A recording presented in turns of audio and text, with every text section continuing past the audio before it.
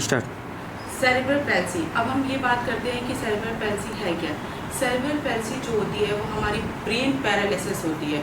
जब हमारे बच्चा या फीटस हो या ड्यूरिंग प्रेगनेंसी या ड्यूरिंग जो है डिलीवरी, अगर ब्रेन में किसी तरह की डिफॉर्मिटी हो तो बच्चा उससे इफेक्ट करता है।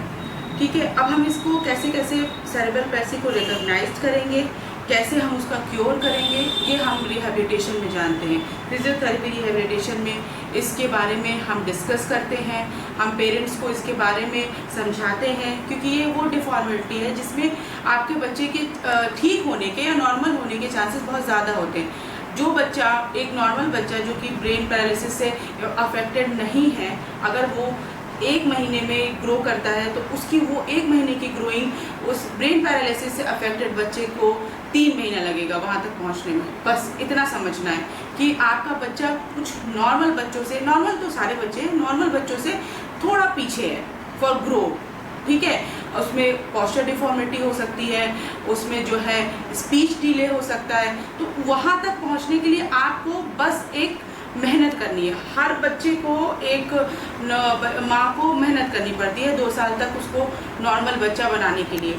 अब सेरेब्रल पैल्सी के बच्चे को आपको 2 साल वाली मेहनत 4 साल तक करनी है, पर आपको रेगुलर करनी है। ये नहीं कि हमने आज दिन में 3 बार एक्सरसाइज कराई, उसकी 3 बार उसकी रिहैबिलिटेशन कराया और फिर कल भूल गए, ऐसा नहीं। आपको अगर दिन में आप 3 बार उसको टाइम दे रहे हैं 5-5 मिनट्स का, अगर आप नॉर्मल बच्चों को दिन में 2 बार एक्सरसाइज कराते हैं, दिन में 2 बार टाइम देते हैं, तो आपको जो सीपी के बच्चे हैं उनको दिन में 4 बार देना है और लगातार देना है।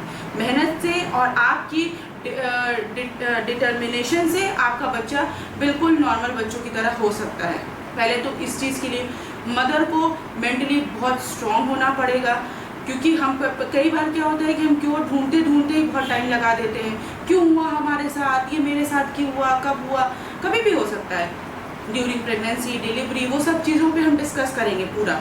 बट आप इस चीज़ को सोचते सोचते या फिर इस बारे में पता करते करते हम इतना टाइम लगा देते हैं कि हम ये भूल जाते हैं कि हमारा बच्चा अभी दूसरे बच्चों से पीछे है। तो हमें जैसे ही पता चलता है कि हमारे बच्चे की ग्रो में या फिर हमारे बच्चे की स्पीच में या हमारे बच्चे के पोस्चर में कोई प्रॉब्लम है, तो हमें उसे तुरंत डॉक्टर से, अपने पीडियाट्रिशियन से, अपने फिजियोथेरेपिस्ट से एक रिहैबिलिटेशन उसका स्टार्ट कर देना चाहिए।